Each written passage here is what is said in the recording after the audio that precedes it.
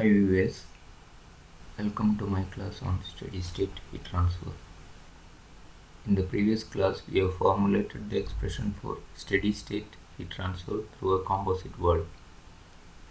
In this class, we will extend that idea to include the convection heat transfer on the inside and outside surface of the wall. And later, we will work out one or two numerical examples involving steady state heat conduction through a composite layer with the inside and outside convection resistance. We already seen the heat conduction through a composite wall when inside and outside surface temperatures are known.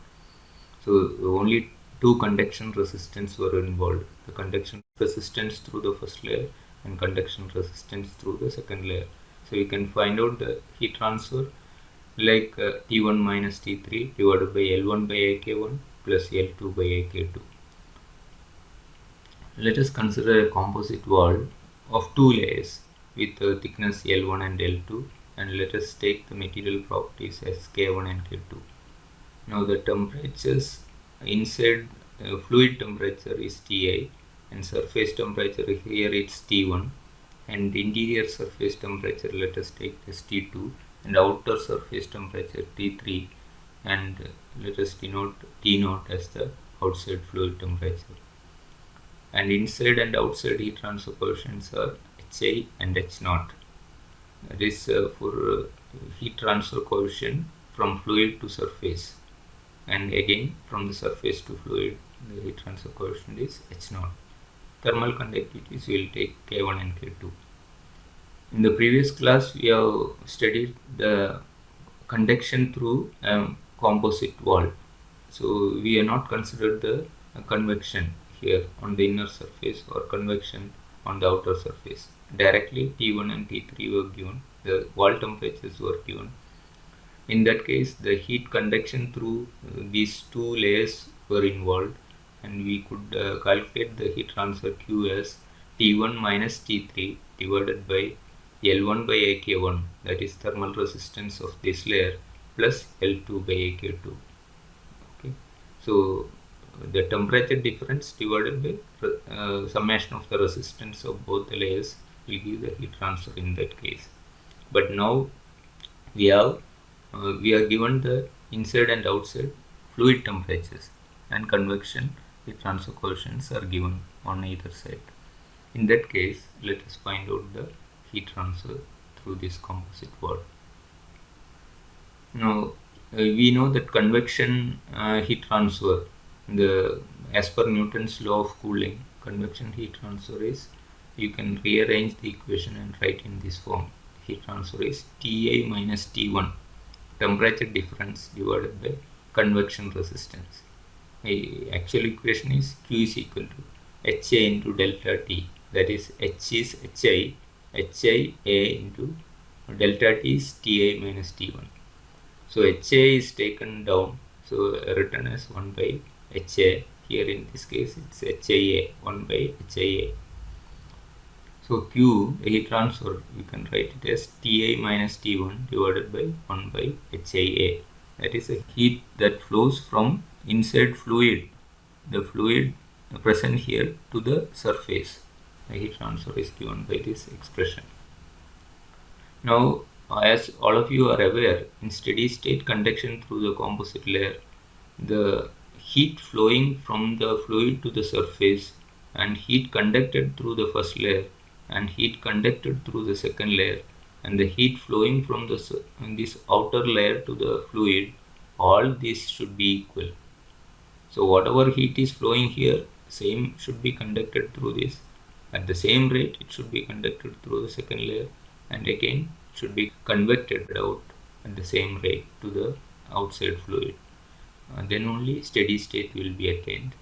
If in the steady state condition, when all the temperatures are constant, when it attains steady state, all these heat transfer will be constant.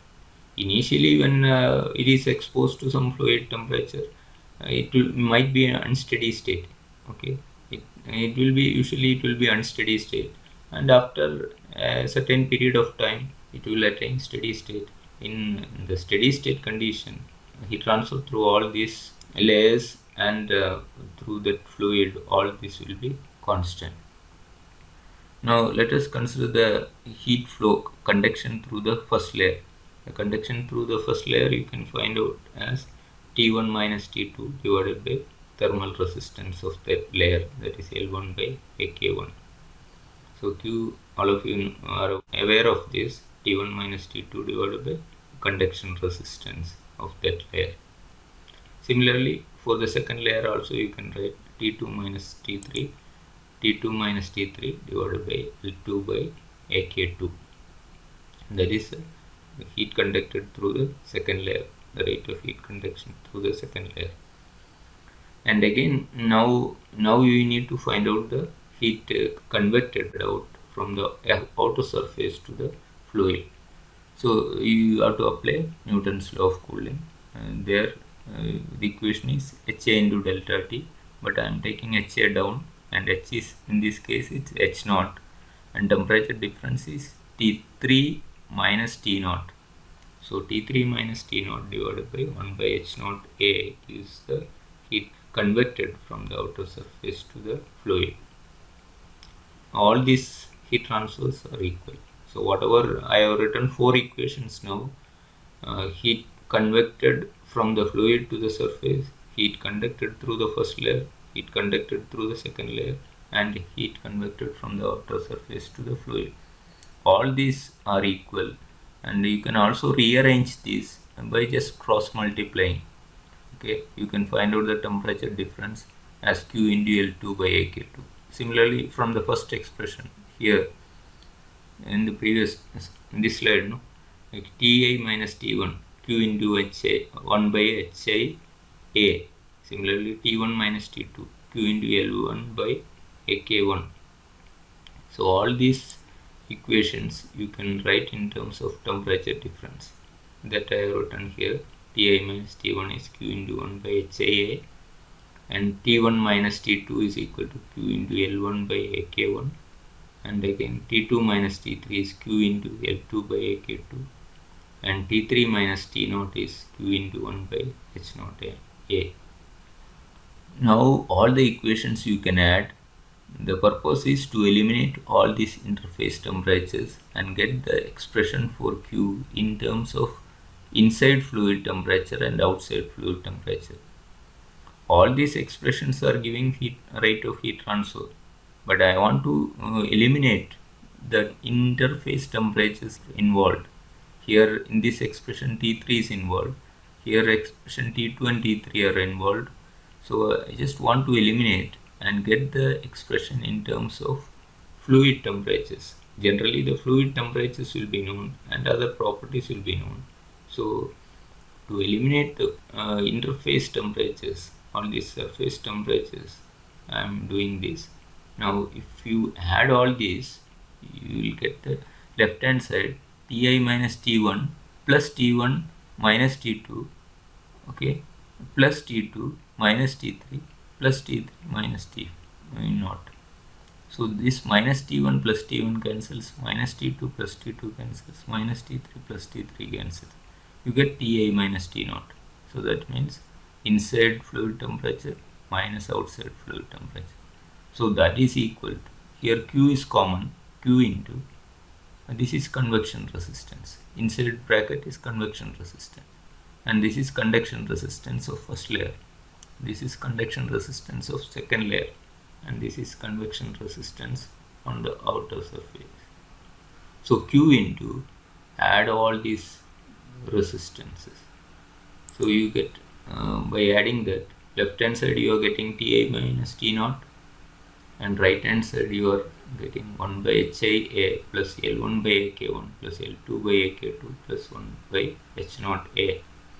Now if you rearrange, you will get Q is equal to Ti minus T0 divided by 1 by HIA plus L1 by AK1 plus L2 by AK2 plus 1 by H0 A.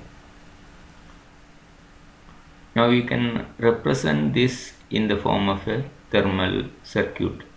So Ti and T0 are the fluid temperatures. In between, whatever resistance are involved. you can write convection resistance for the inner surface fluid surface layer, this conduction resistance for the first layer, conduction resistance for the second layer, and convection resistance on the outer surface to the fluid. You can find out the heat transfer directly if you take 2 points Ta minus T0 divided by add all the resistance in between.